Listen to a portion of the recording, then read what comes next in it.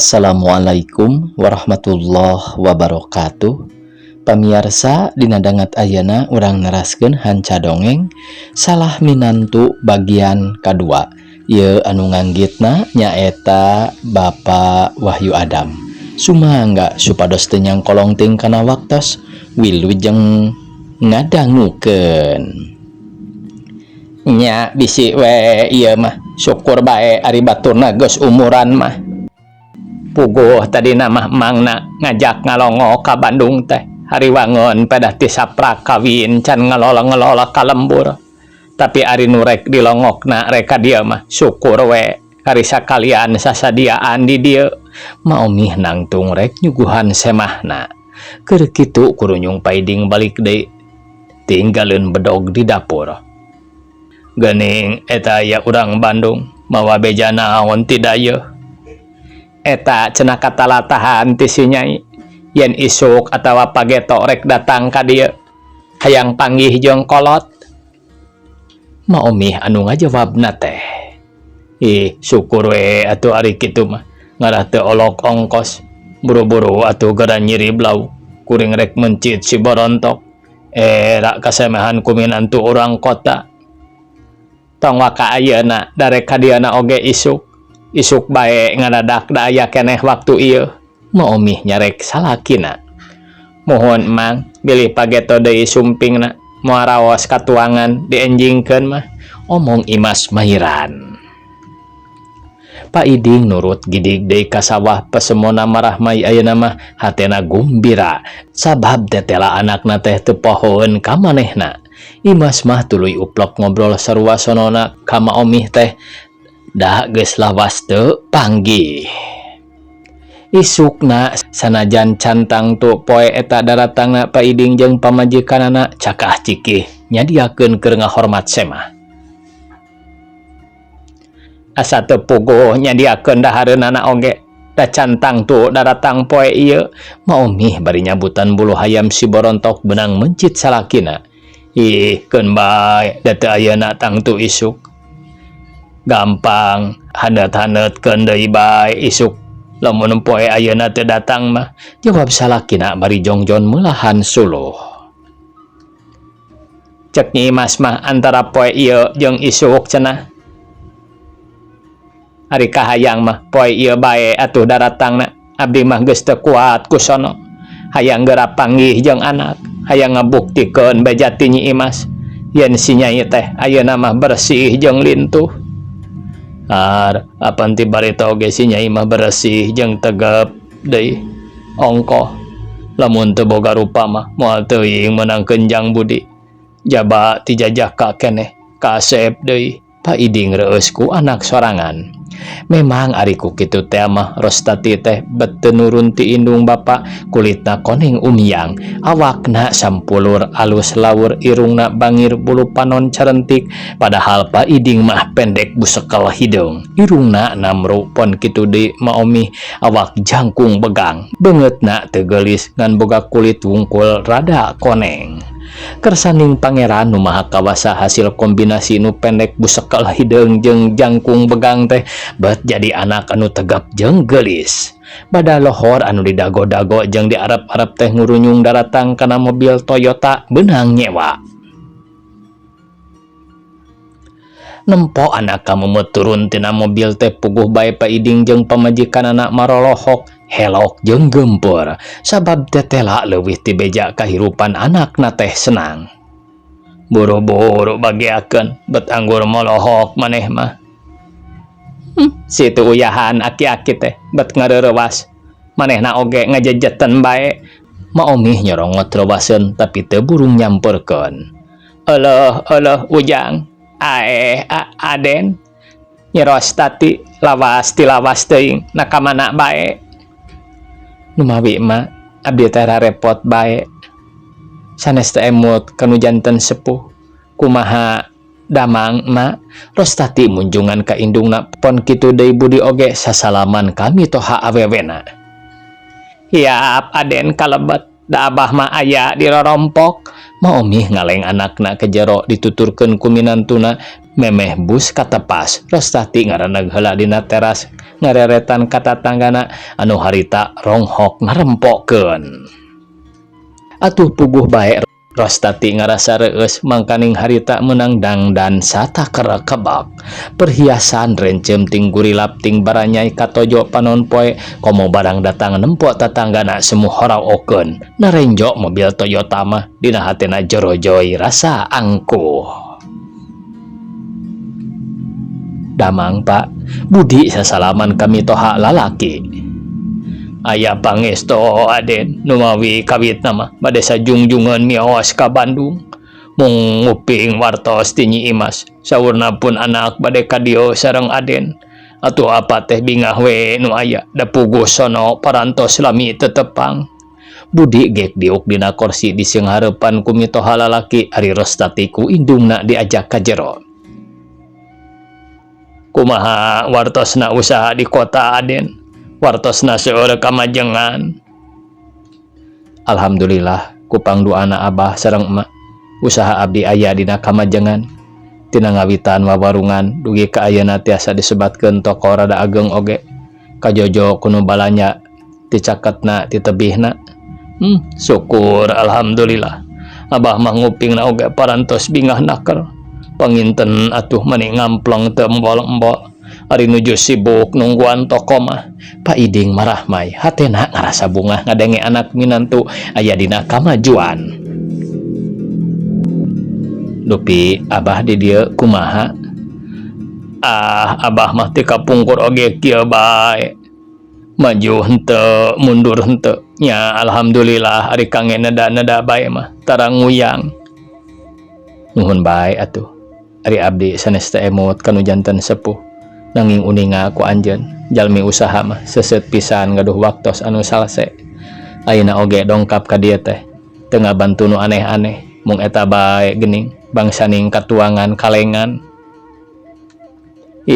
Puguh nu kitu mah aneh kangge urang kampung sapertos Abah kieu mah paling-paling mendak Abah mah kere belut atana pipais lauk cai anu kaetang anehna teh.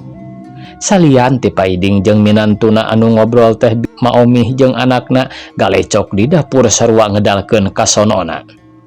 Syukur wae ari katempona lintuh jeung reuncem kana hatena oge meuni asa reueus pisan. Boga anak aya tempokeuneun batur komo kahirupan di kampung urang mah nyaho sorangan. Di dieu mah papanas-panas teu kaop aya nu maju sok hayang nyaruaan atawa ngaluhuran. Maomih bari nundaan wajid kana piring beling keur nyuguhan anakna. Heug bae bisa ngaleuwihan ka abdi mah ku abdi rek disembah bujurna tapi saha pi jelemaeunana da urang dieu mah geus kanyahoan kabeh usahana. Eta pedah sikonah menangkeun pagawe kantor pajeg atawa si Imas mang menangkeun supir urang Bandung. Asa moal aya anu sanggupeun ari kudu nyaruaan ka Kang Budi mah. Sanes abdi sombong nanging karana bukti usaha Kang Budi mah mingkin lami mingkin majeng bae. Urang dia mah can katempo aya nu boga sapedah motornya. Ceuk Rostati sanajan bener dina bibir nyebutkeun lain sombong tapi sanyana mah memang nyombongkeun maneh. Aya nu geus boga motor teh nyaeta si Konah teh. Eta geuning motorna teh anu bulawat teh naon merekna teh da ku barudak mah sok dihareureuykeun Dalkop Wawu cenah. Oh DKW atuh motor buhun eta mah geus tinggalin zaman, jawab Rostati bari jebi. Ari kitu nyai rek meuli motor nya keur kukumpul duitna tapi ngan saeutik deui oge kabedag kira-kira bulan hareup pasti kabeuli. Rek meuli motor DKW yey era mawana ka dieu oge lamun sakalian ulin abdi mah hayang meuli skuter Vespa pulas bulao moal era boga Vespa mah lantaran teu tinggalin zaman. Pek atuh didoakeun ku emak sing laksana lamun geus kabeuli heg ulin tarumpak motor ka dieu ngarah katempoon ku batur meureun nambahan reueus kana hate emak. hayang katempun ku si Kona bongan karek boga dalakap wau oge geus hayang katangarepang beungharna. Tetela tina omongan anak oge geus katembong indungna Rostati teh boga adat panasan teuing pedah ka pangruhan lingkungan anak teuing pedah geus boga watek ti anggalna. Tangtu bae lamun geus boga kendaraan mah kalembur tur bakal jadi jalan kacai nya kahayang teh kitu sing mindang datang atuh ulah kawas nu enggeus ngampleng mak teh kawas nu Ambon sorangan tatangga naranyakeun oge ngan ukur bisa ngajawab kuwang-wangan ari itu nu dipake teh mobil saha maomih nempo keluar mobil ngabagug hareupeun imah keur pada dirogrog ku barudak urang kampung. Benang kasebutkeun rada oge lantaran ka kampung eta mah langka aya mobil alus.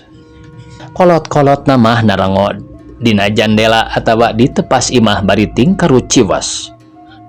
Mobil anuna eta teh nya piraku memawa mobil batur. Nyawa oge bisa di kota mah. Lain eta mah menang Moli dan Budi. Cek saha? Cok beja. Beja mah beje. Hese dipercayana. Tapi nu bukti mah Nyi Rostati ka dieu make mobil eta teh geus hiji kemajuan pikeun urang dieu mah.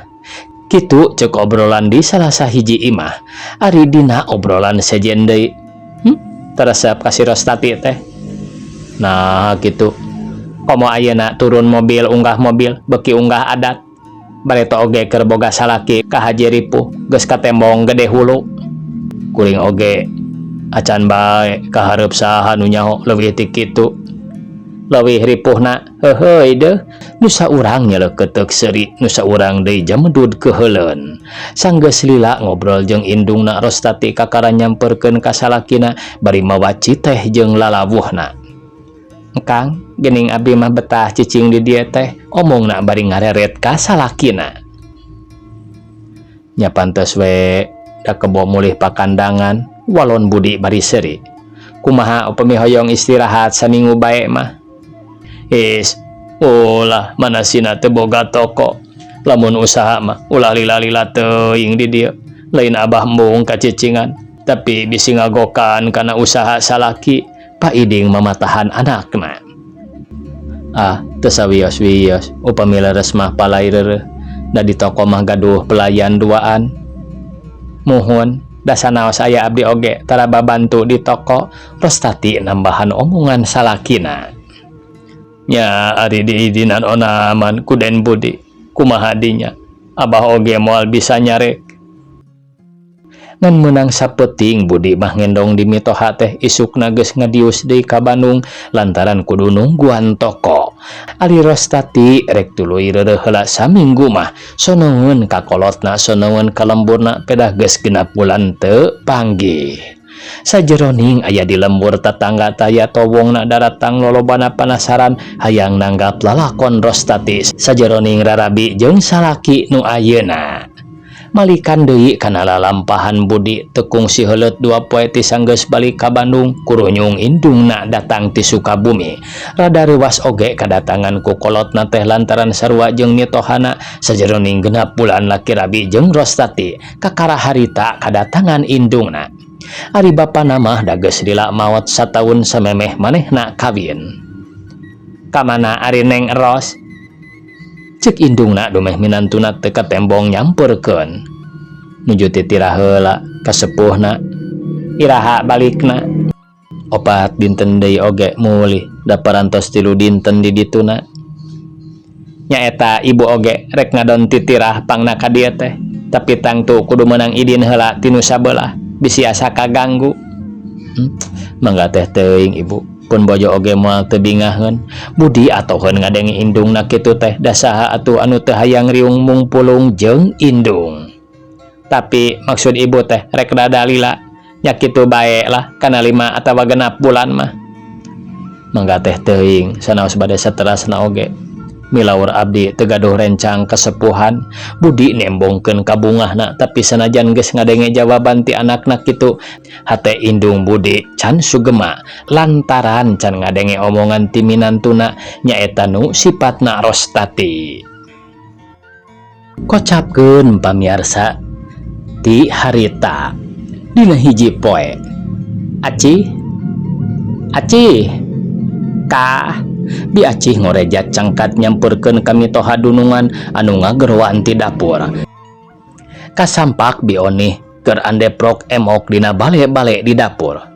Keur naon gawe teh? Cacak ka jelema nu kasebut nyemah keneh geus wani nanya tegeug sababnya hobi Acih teh ngan ukur babu anakna. Nuju ngobrol sareng tuang putra.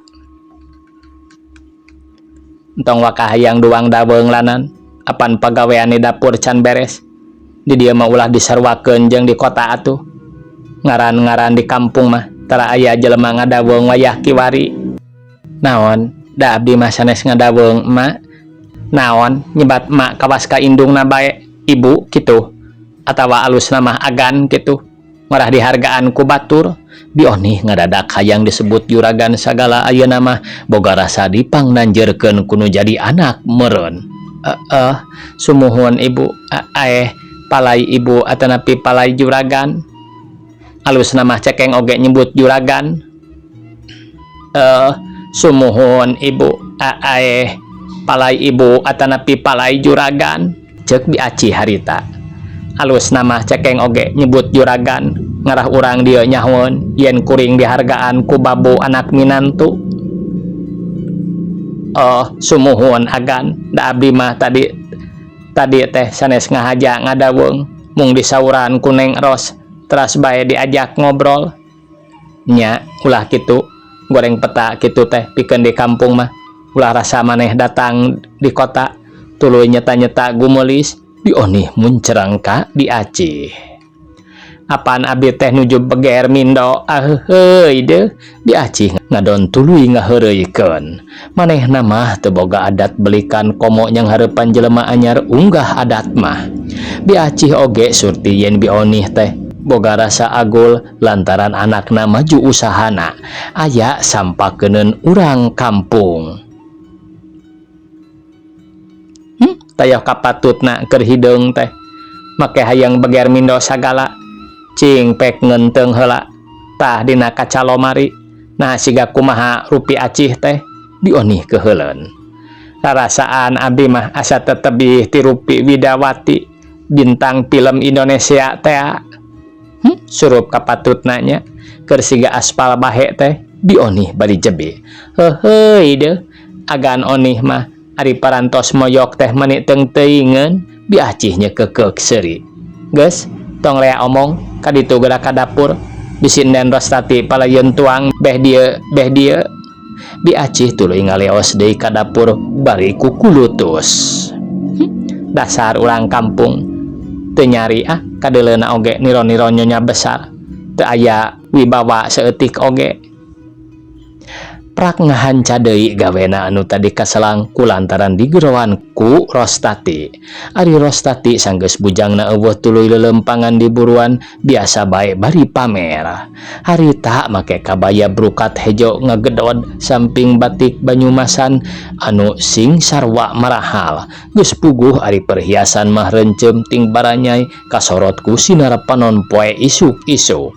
Barang kareret aya nyikonah keur ngadaweung dina golodog tuluy disampeurkeun. Nyikonah nempoeun kanu datang pasemona kerung hatena kabita nempo dangdanan Rostati anu sakitu gindingna teh. Nuju damel naon eta teh? Rostati nanya bari seuri. Nuju moyan we manggalinggih ceuk. Gek Rostati diuk gigireun hate reueus nempo panon meneran ka manehna teh sabab tetela nyikonah teh helokeun ku dangdanan. Boa cece teh ngaganggu nya. Henteu puguh abdi teh aya batur ngobrol. Dua anak geus wabuh ti keur leutik keneh da puguh jeung tatangga, tapi ku sabab langka panggih ka tembongna teh kurang manoh. Nyikonah umurna sahandapeun nu matak nyebutna Karostati ece, ari rupana jajar pasar bae ngan boga buru panon cureleuk nu matak nyari nerik ati ka pagawe kantor pajeg di kabupaten. Ngan bedana teh Rostati mah lila di kota sarta kasipuh ku sagala aya bubuhan budi maju usahana. Munasabah lamun leuwih goncleng teh tibatan Nyikonah. Teu angkat-angkatan Nyikonah teh. Ah henteu ce. Taya tempat pelesiran di dieu mah nyanyi. Sumuhun kirang-kirang namah mata kesel ulu kutek di rompok teh. Kan tenan aya namah nuju aya tamu ti Cimahi. Har, naha, kedah nama sono, Rostati mungkin penasaran hayang nyaho leuwih loba soal kahirupan Nyikonah. Da puguh kitu adatna deui sok tetelepek kana urusan batur. Upami setahun sakali mah tangtos bae sono, nanging ari sering-sering ting mah sagala rupi oge kena ku bosen. Kan tenan upami mertua rada naon ayi, Rostati hayang nyaho terusna lantaran omongan Nyikonah teu kebat. Rada teu panuju kana hate abdi. Nyikonah semunu ngarasula ngomongna bari ret ngalieu kalawang tepas kawas nu sieun kadengen kuno keur diomongkeun. Piraku ka mertua kitu ayi, da ari ece mah sok ngaraos bingah pisan margi ngaradak sok haneuteun. Rostati heraneun ngadenge Nyikonah boga pikir goreng kami tohana teh. Ari kange abdi mah barora haneuteun, nu puguh mah matak pikakeheuleun. Kumaha ari mertua ece? Nyikonah malik nanya. Mertua ece mah bager. Panginten bae ece mah nembe genep bulan sanes. Muhun kanu ayeuna mah nanging waktos gaduh mertua kanu ti payun oge teu acan aya ku ciwana. Malih sareng nu ti payun mah kantos ngahiji aya kana 2 taunna. Geura engke bakal kapendak sesekelanana. Sesekelan kumaha ayi? Piraku teu acan ngaraos sesekelan, geuning upami cenang dina suku sok nyeri kana kelek. Oh, sumuhun, dupi anu dimaksad ku ayi sesekelan dina reresan nawanana. Ngobrolna urang dina handapeun tangkal balingbing geura di dieu mah parantos panas. Ceuk Nyikonah harita ka Nyi Rostati. Nyikonah cengkat ngajak pindah kana handapeun tangkal balingbing. Rada aneh oge dina hate Nyikonah ujug-ujug jorojoy hayang ngedalkeun isi hatena ka jelema anu teu pati wanoh. Sanggeus dariuk di tempat nu ieuh obrolan eta dua awewe teh diteruskeun deui pangpangna nu loba ngomong teh Nyikonah noroweco ngupat mitohana. Kieu garace ari kedah diterangkeun mah anu dimaksad sesekelan dina kahirupan teh nyaeta pangalaman anu matak terawas kana hate abdi. Geura engke awal akhir tangtos ku cece oge bakal kaalaman utamina sareng mertua anu ayeuna. Ah, ayeuna mah sapertos anu wacis bae. Rostati seuri rada ngejek. Sanes kitu ce, ieu mah anu nuju kaalaman ku abdi. Sering kaanjangan atanapi hirup ngahiji sareng mitoha teh seueur teu sugemana tibatan sugemana. Kawitna mah leres bae bager dan namina oge nembean. Segala rupi anu kasebat nembean mah tangtos sae heula. Mung sifat sae eta tara langgeng. Kan tenan upami sakadang mitohana sapertos mitoha abdi mah. Teu sirikna unggal rengkak paripolah abdi ditalingakeun soteh sanes dilereskeun nanging dipilarian cawadeunana. Teu kaop aya kalepatan saeutik sok teras bae janten panyerewedan. Basana mah ngawurukan kaminantu cenah. Leres bae pangintennya ayi. Ah, sering-sering teuing mah terawas matak janten sesekelan asa teu bebas siga urang nurut ka mitoha padahal mitoha anu nurut ka urang. Dupi eta tuang raka kumaha? Saha jenenganana tuang raka teh? Kang Budi. Har, geuning manis sami pisan sareng jenengan pun lanceuk. Kalarsan bae sami mung nasibna anu benten teh Nyikonah seuri koneng. Kumaha terapi piliun upami ayi pacogregan sareng ibu ramana? Tara namah tara ce, nanging kutarana teh abdi asa teu dihargaan. Bageure ti ditu nama palai nembongkeun teu bilu kaditu ka dieu upami abdi ngadangu paseueur-seueur saur enggal bae anjeunna mah ngaleos. Waktosna kabujeng sae pamiarsa sakitu anu tiasa kapihatur. Wassalamualaikum warahmatullahi wabarakatuh.